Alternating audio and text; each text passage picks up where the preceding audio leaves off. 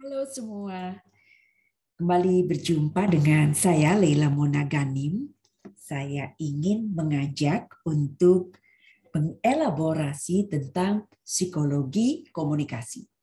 Bagaimana hubungan antara keduanya dalam implementasinya kajian-kajian komunikasi. Gimana sih manusia itu? Nah, ini bayangin gambar ini keren banget ya. Kita tuh mau tahu dalamnya manusia ini kayak gimana sih gitu.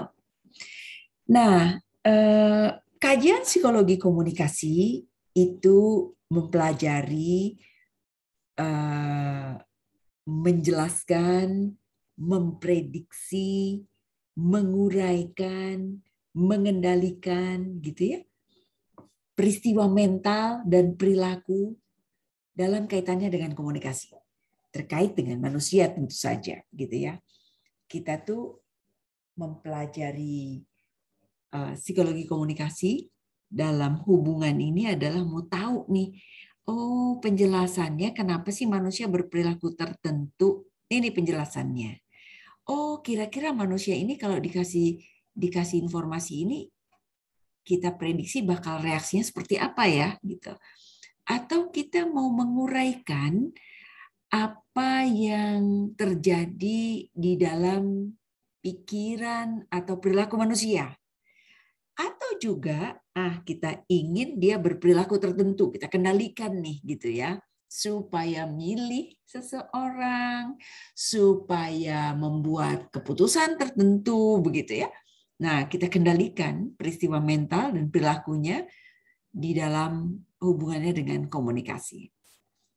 Jadi, psikologi bantu kita tahu pikiran, sikap, atau perasaan dan perilaku manusia, ya, sehingga kita bisa menyesuaikan diri dan berhubungan dengan orang lain melalui kajian-kajian psikologi.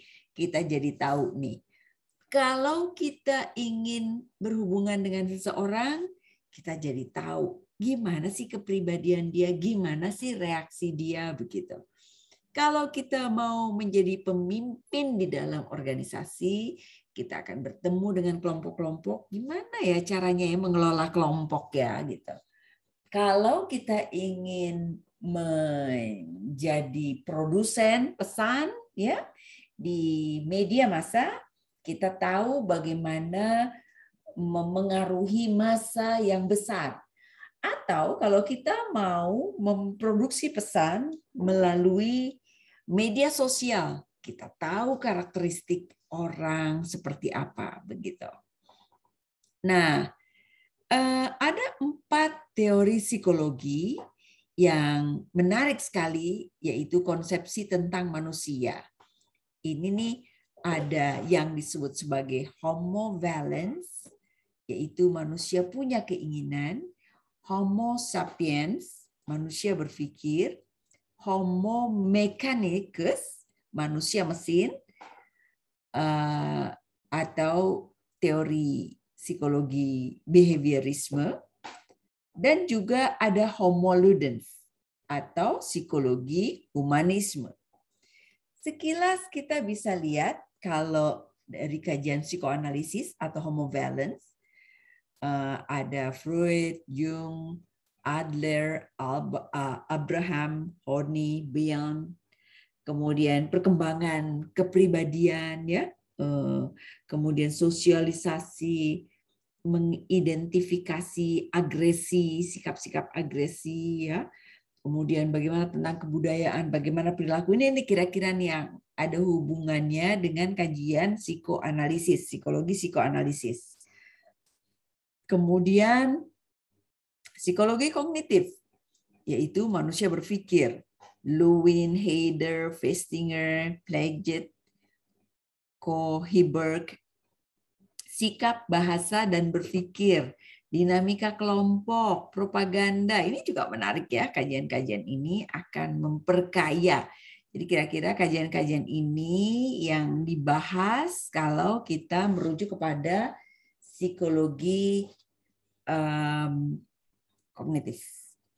Kemudian psikologi behaviorisme, yaitu manusia itu mesin tuh gitu ya. Hull, Miller, Dollar, Rother, Skinner, Bandura ya. Nah, kontribusinya konsepsi interpersonal, elemen diri, eksperimen, sosialisasi, kontrol sosial, ganjaran dan hukuman. Ini berhubungan. Teori komunikasi, teori psikologi humanisme, yaitu Homo Ludens, manusia bermain, tokohnya Rogers, Combe, Singh, Maslow, May, Satir, Parrish, dan lain-lain, yaitu konsep diri, transaksi interpersonal, masyarakat, dan individu. Kita lihat lebih dalam, ya. Homo volens, manusia sebagai makhluk yang digerakkan oleh keinginan-keinginan terpendam, ya, dreams-nya, keinginannya, harapannya, gitu ya. Nah, ini adalah Homo volens. Apakah manusia seperti ini? Iya, manusia seperti ini. Apakah kalau manusia seperti ini berarti dia tidak yang lainnya? Tidak juga, ya. Kombinasi dari itu juga sangat-sangat memungkinkan. Homo mechanicus, mesin lah kira-kira gitu ya. Manusia sebagai makhluk yang digerakkan semaunya oleh lingkungan. Nah, berarti ini ada ahli yang melihatnya manusia itu dipengaruhi oleh pemikirannya, ya. Ada juga manusia itu dipengaruhi oleh lingkungan, gitu ya. Homo mechanicus. Misalnya media kasih air ya diminum, media atau seorang memberikan sesuatu ya dimakan atau dikerjakan gitu.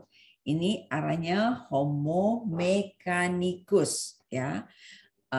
Contohnya misalnya dalam komunikasi jarum hipodermik gitu ya, secara mekanis aja.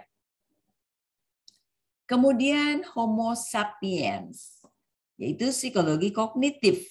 Nah, manusia sebagai makhluk yang aktif mengorganisasikan serta mengolah stimuli yang diterimanya. Gitu. Jadi manusia itu kalau dapat informasi, dia olah dalam pikirannya. Contohnya teori pengolahan informasi, misalnya begitu. Yaitu dari 4 ahli yang sudah bersatu, misalnya teori pengolahan informasi. Nah, satu lagi yaitu Homo ludens. Homo ludens artinya manusia adalah pelaku aktif dalam merumuskan strategi transaksional dengan lingkungannya. Jadi teori komunikasi interpersonal itu juga ada hubungannya dengan Homo ludens. Jadi kita sudah elaborasi ya tentang ini ya. Nanti detail-detailnya kita akan bahas pada kesempatan berikutnya.